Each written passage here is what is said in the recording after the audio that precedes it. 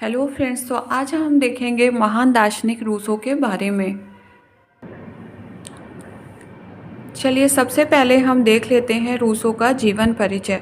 Rousseau का पूरा नाम जीन जैक्विस रूसो था। इनका जन्म 1712 ईस्वी में स्विट्ज़रलैंड के जिनेवा नामक छोटे से नगर में हुआ था। जन्म के तुरंत बाद ही इनकी माता का देहांत हो गया। उसका पिता एक घड़ीसाज थे, जिसने भी भावुक एवं लापरवाह होने के कारण रूसो की प्रारंभिक शिक्षा पर कोई ध्यान नहीं दिया। अतः बालक रूसो इधर उधर घूमता फिरता रहा और वह बुरी आदतों में फंस गया। रूसो स्विट्ज़रलैंड के जिनेवा नगर में रहता था। वहाँ के प्राकृतिक सौंदर्य से रूसो अत्यधिक प्रभावित हुआ।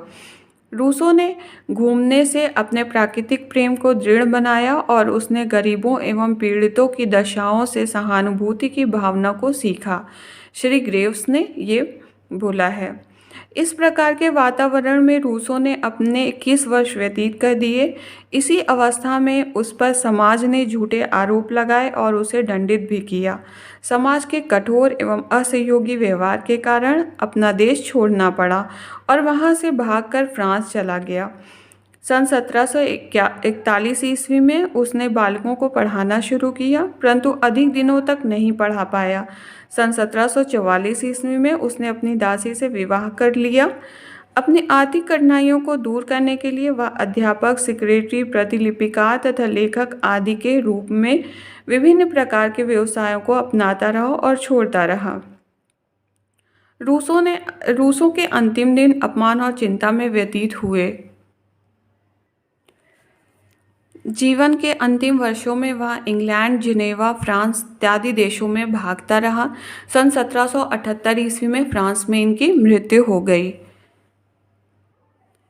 चलिए अब हम देख लेते हैं इनकी प्रमुख रचनाएं कौन सी हैं। इन्होंने बहुत सारी रचनाएं लिखी हैं, जिसमें इनकी सबसे प्रसिद्ध रचना एमील है। एमील जो है वो एक काल्पनिक बालक का नाम है, जिसमें उसके शिक्षा के से संबंधी विचार एमील तक ही सीमित नहीं हैं, पर रूसो का मूल्यांकन एमील के आधार पर ही होता है। साहित्य के इतिहास में यह एक कालजयी रचना है। यह माता पिता में आत्मसम्मान का भाव भरता है और उनके कार्य को स्पष्ट करता है। इसने नर्सरी एवं विद्यालयों की कक्षाओं में जिसके दरवाजे एवं खिड़कियां बंद रही हैं, प्रकाश एवं शुद्ध हवा भर दिया। The new Heloise, the social contract भी इनकी प्रसिद्ध पुस्तक रही है। मनुष्य जन्म से स्वतंत्र है, परंतु वह सर्वत्र जंजीरों में जकड़ा हुआ है, ये रूसो का कथन है।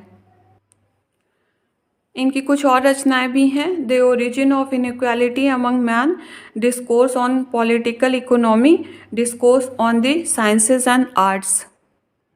चलिए अब हम शिक्षा का अर्थ एवं परिभाषा रूसो के द्वारा देख सकते हैं। रूसो का कथन है, सच्ची शिक्षा वह है जो व्यक्ति के अंदर से प्रस्फुटित होती है, वह व्यक्ति की अंतर्निहित शक्तियों की अभिव्यक्ति है।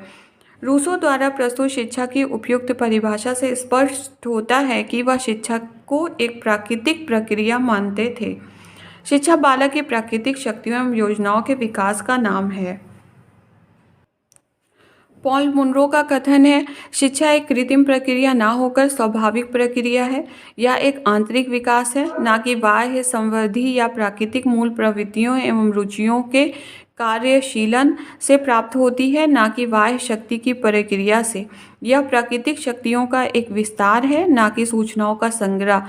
यह स्वयं जीवन है, ना कि बाल्य जीवन की रुचियों एवं विशेषताओं से दूर भावी जीवन की तैयारी। ये समस्त विचार रूसो के आधारभूत सिद्धांतों का निर्माण करते हैं। चलिए अब हम पाठचर्या देख लेते हैं। रूसो ने बालक के विकास के क्रम के आधार पर पाठ्यक्रम में भेद किया है। आयु के आधार मानकर ज्ञान प्राप्ति की निम्न 4 अवस्थाएं बताई हैं। शैशवावस्था, जन्म से 5 वर्ष तक के लिए, बाल्यावस्था 5 से 12 वर्ष तक, किशोरावस्था 12 से 15 वर्ष तक, युवावस्था 15 से 20 वर्ष, प्रौढ़ावस्था 20 से अधिक। शिक्षण विधियां करके सीखने एवं अनुभव द्वारा सीखने के सिद्धांत का समर्थन किया है। प्रकृतिवाद के समर्थक शिक्षा शास्त्री रूसो ने अपनी विधियों में करके सीखने तथा अनुभव द्वारा सीखने के सिद्धांतों का समर्थन किया है। रूसो का विचार है कि क्रिया एवं अनुभव द्वारा सीखने से बालक को सुविधा ही नहीं रहती, बल्कि बालक को शिक्षा प्राप्त करता है, वह स्थायी एवं समय पर याद होने वाली होती है। रूसो का कथन है, मैं पुस्तकों से घृणा करता हूँ क्योंकि वे हम जो नहीं जानते हैं उसी के बारे में बातचीत करना सिखलाती है। स्वयं सोच विचार कर परिणाम निकालने का सिद्धांत।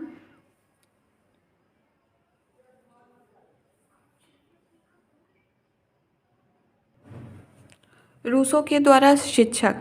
रूसो ने शिक्षक को एक स्थान पथ प्रदर्शक, मित्र एवं सहायक के रूप में माना है।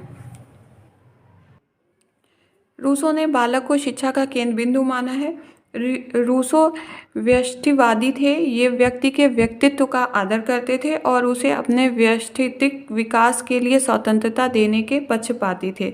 इन्होंने कहा है कि प्रत्येक व्यक्ति को अपने स्वाभाविक विकास करने के लिए अवसर देना ही चाहिए, उन्हें किसी प्रकार के बंधन में न रखा जाए। यहाँ तक कि उन्होंने सामाजिक नियम एवं नैतिक आचरण के बंधनों से भी बच्चों को मुक्त रहने की बात कही है। बच्चों को छोटा प्रौढ़ समझने की भूल कभी नहीं करनी चाहिए। रूसो ने बाल केंद्रित शिक्षा पर बल दिया है तथा शिक्षा में शिक्षार्थी का प्रमुख स्थान रखा है। रूसो ने विद्यालय के बारे में क्या बोला है? रूसो ने अपने समय के समाज एवं सामाजिक संस्थाओं से बड़े असंतुष्ट थे। उन्होंने अपने समय के विद्यालयों की व्यवस्था को दोषपूर्ण बताया और इनका विरोध किया है। रूसो न केवल विद्यालय की स्थापना प्राकृतिक वातावरण में करना चाहते थे, बल्कि विद्यालय में पूर्ण स्वतंत्रता का वातावरण रखना चाहते थे। अनुशासन। बच्चे में उचित अनुशासन की भावना के विकास के लिए बच्चे को पूर्ण स्वतंत्रता देनी चाहिए। यह अनुशासन के लिए पहला कदम है। बच्चे को अनावश्यक बंधन में रखने से उसमें अनुशासन की भावना के विकास को बाधित करना है। रूसो दंड देने के विरुद्ध थे क्योंकि उनका मानना था बच्चे की गलतियों का प्राकृतिक परिणाम के रूप में आना चाहिए। वह प्राकृतिक परिणाम के अनुभव के द्वारा प्राकृतिक नियमों का पालन करना सीखता है। रूसो के अनुसार व्यक्ति को कभी आज्ञाकारिता के कारण नहीं, बल्कि आवश्यकता के कारण कर्म करना चाहिए। आप इस तरह से सार संक्षेप बना सकते हैं। जीवन परिचय में आप थोड़ा सा उनके जीवन के बारे में लिख सकते हैं। रचनाएं कुछ लिख सकते हैं। शिक्षा का अर्थ। शिक्षा एक प्राकृतिक प्रक्रिया है, ना कि कृत्रिम है। उद्देश्य सुखपूर्वक जीवन व्यतीत करना है। वह शिक्षा व्यर्थ है जो भावी जीवन के सुख के लिए वर्तमान सुख को बलिदान करे। अवस्थाएं। इन्होंने 5 अवस्थाएं बताई हुई हैं और उसी के हिसाब से शिक्षा के उद्देश्य बताए हैं। पाठचर्या में पूर्व निर्धारित पाठचर्या का विरोध किया है, बाल केंद्रित पाठचर्या का समर्थन किया है। शिक्षण विधियों में करके सीखना या अनुभव द्वारा सीखना, स्वयं सोच विचार कर परिणाम निकालना। शिक्षक संपूर्ण प्राकृतिक वातावरण ही शिक्षक है। शिक्षक का स्थान सहयोगी, मित्र, सहायक या पथ प्रदर्शक के रूप में इन्होंने माना है। शिक्षार्थी जो होता है वो इनकी जो शिक्षा होती है वो बाल केंद्रित शिक्षा पर बल देते हैं। शिक्षार्थी का प्रमुख स्थान है विद्यालय संपूर्ण प्राकृतिक वातावरण ही विद्यालय के रूप में है। रूसो ने प्रकृति की ओर लौटो का नारा दिया। अनुशासन। इन्होंने मुक्त्यात्मक अनुशासन या बच्चे को किसी प्रकार का दंड ना दिया जाए, ये बोला है।